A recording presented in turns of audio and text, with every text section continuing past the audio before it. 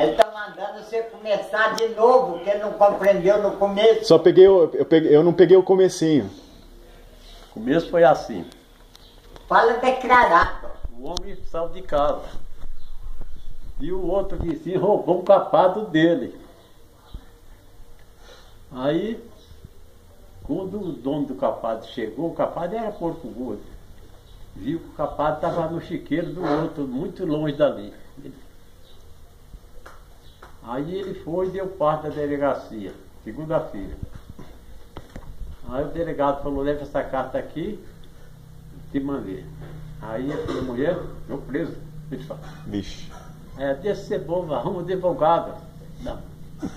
Aí foi o doutor, ele roubou um capado e vai preso. O advogado, já matou? Não, tá lá. Você me dá a banda, dou, mano. Tá. O advogado falou, tudo que eles fizeram lá atrás, não dão uma risada. Só? Aí foi na terça-feira, chegou, foi ele que roubou.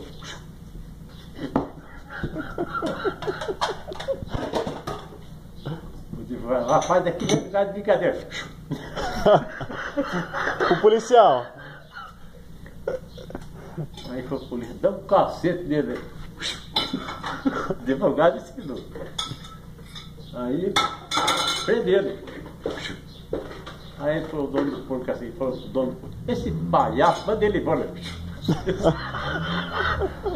Chegou ali, tomou uma, chegou lá, tomou mais outra. Quando foi na terça-feira, o advogado falou, como é que foi o negócio?